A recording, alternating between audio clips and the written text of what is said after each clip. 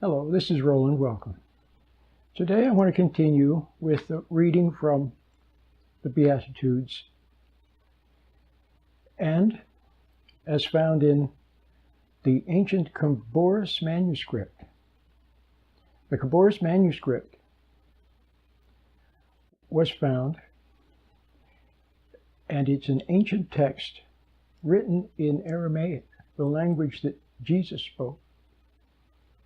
It was painstakingly translated into English with an effort to maintain the original sense of the Aramaic words.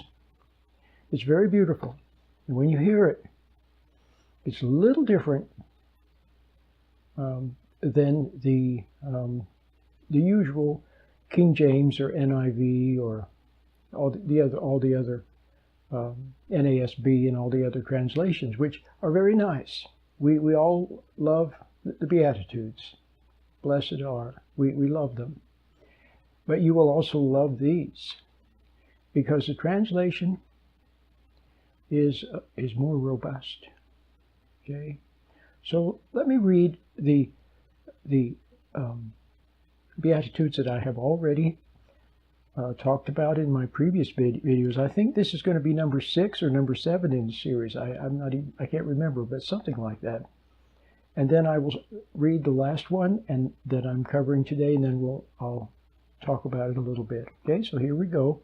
This is from the Khaboris Manuscript, Matthew chapter 5.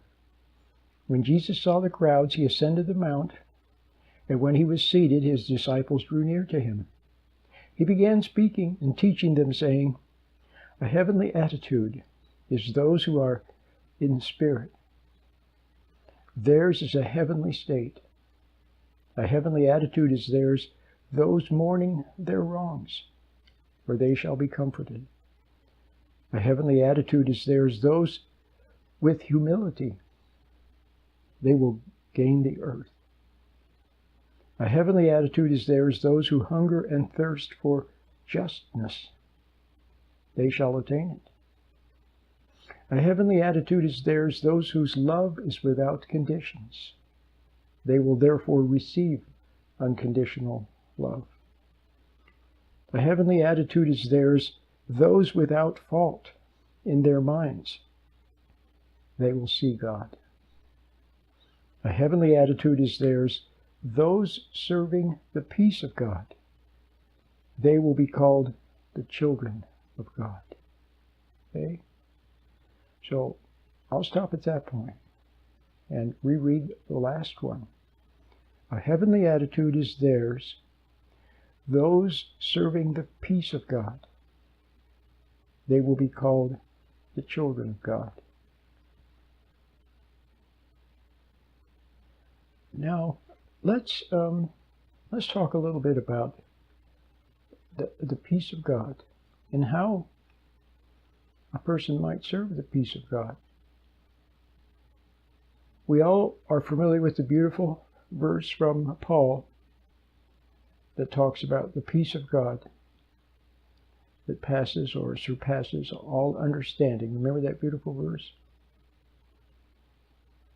It said, "Be anxious in nothing, but in all things with prayer and supplication with thanksgiving, let your requests be made known to God."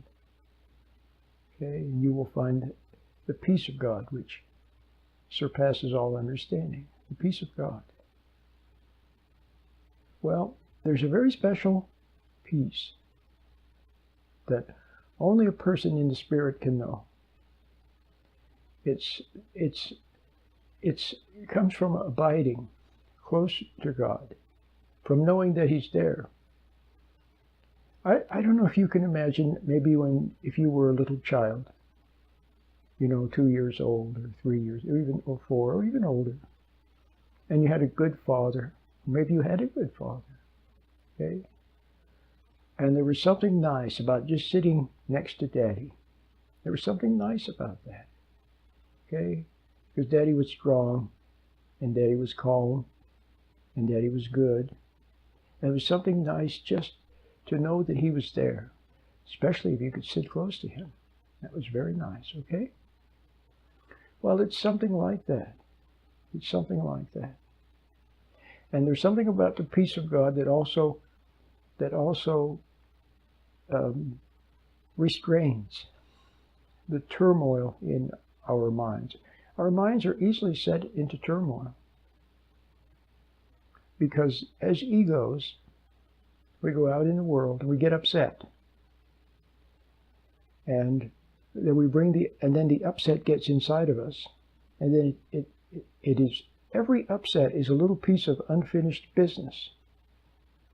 See, if you handle the moment properly, if you were to handle the moment properly, let's say you handled it perfectly, there would be nothing to stick in your mind. The moment would be gone, and you would move on to the next moment, which you would meet with fresh eyes. And nothing of the previous moment would be left behind.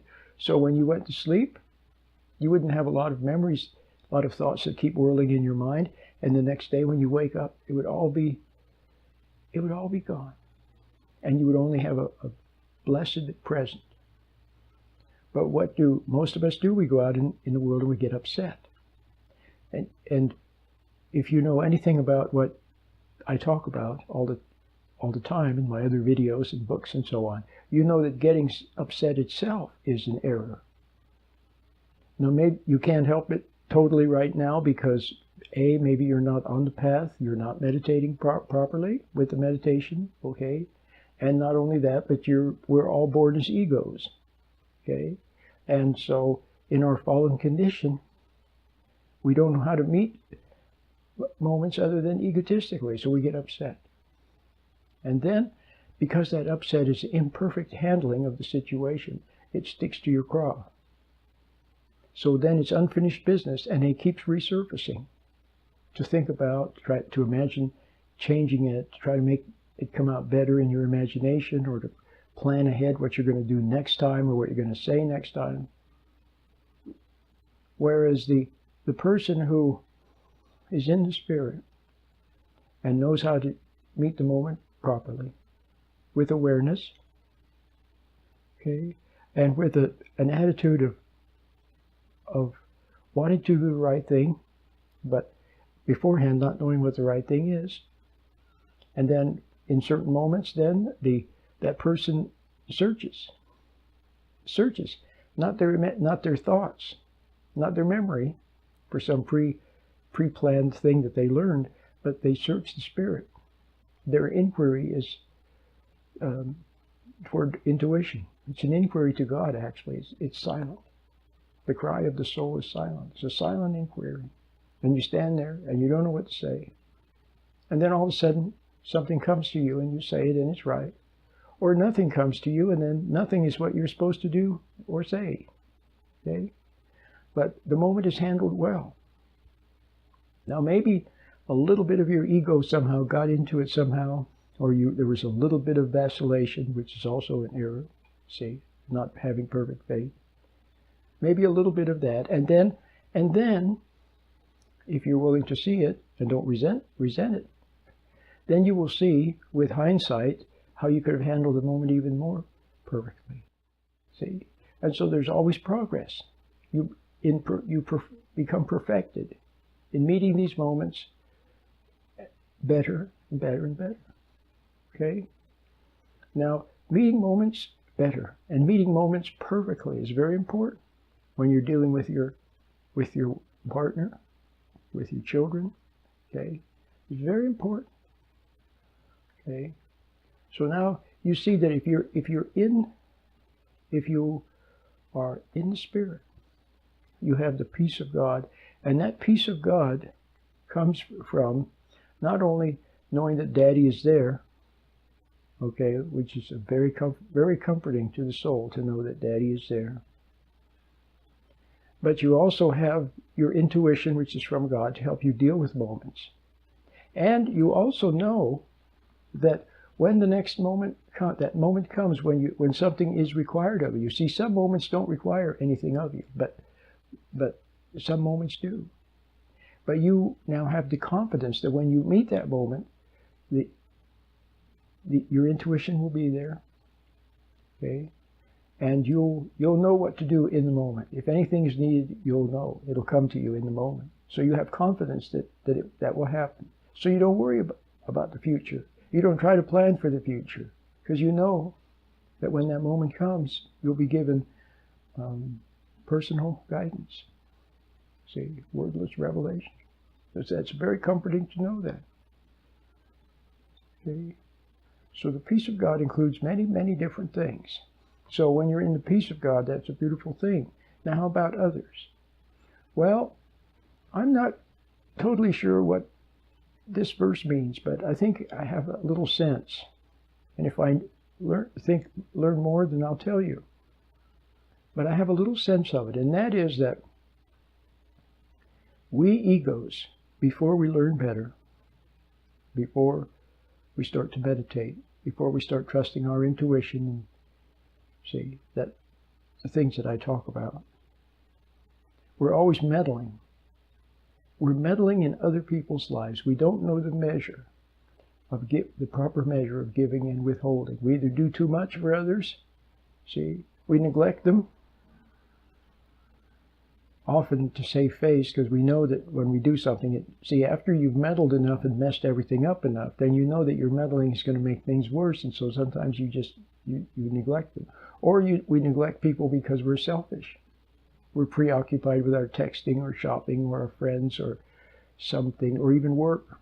See, usually most people don't know how to work without getting their ego involved. So we're too occupied with something else, and so we neglect where we should be there for someone. But on the other hand, we meddle. See, and the other thing we do is we stir up trouble. We stir up trouble. We say things that we know will catch people's attention, or that we know will emotionalize them, or will upset them, or will intrigue them, or will anger them, or we seek their sympathy. We're always trying to do something to someone else to get them to somehow to serve our egos. It's very selfish. Even if we seem to be doing something nice for someone else, it's so that they'll see us in a good light. And we're also meddling with other people's perception of reality. See, maybe they see you and they see that in your fallen condition, they see you're not that great of a person. They see you're phony, or they see you're trying to manipulate them, or they see that you're a little bit dishonest, see, or whatever, or you're not being totally straight with them. They see it, but you mess with their perception by trying to act nice, act good, and there are just so many tricks. And the worst thing is when parents do that to children. They do that to their own children.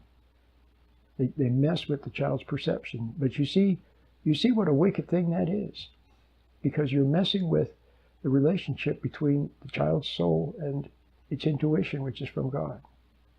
See, so a lot of parents, they won't let the kids see what they see. See, they won't let you see what you see.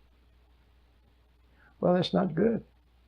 Some children become totally bamboozled, and some never recover from it. Others see the hypocrisy. They see that someone's messing with them, and it drives them insane. Okay, or to drugs, or to prison, or to the streets. Okay, or to something that's some sort of rebellion. So it's not good. So we're always messing with other people. See, with their so a lot of times a little child will be playing happily, busy doing something. And with children, playing is learning. Okay, I once heard someone say that, and I realized immediately it was a profound statement. Playing is learning for little children. So a little child is playing quietly by itself. The parent has to mess with it.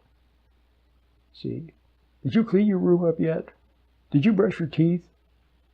Your hair's messy. What's that spot on your pants? Go clean your shoes. See, just mess with it somehow. That doesn't mean that child couldn't go brush its hair or clean its shoes or brush their teeth or something. But maybe a little bit later, see the timing. The parent sees the child peacefully playing and lets it. See? And instead of messing it up, which serves the parent's ego, instead delaying a little bit to allow the child to play and to learn, and then later see something else. That's another example of messing with people. There's just so many ways of messing with people. So you mess with their peace of mind, see, and that cannot serve the peace of God. Okay?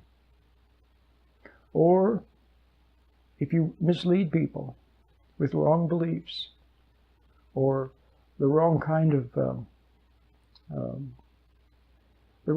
approach to the delicate things of life, see, things of religion, for example, that's really something between the soul and its maker.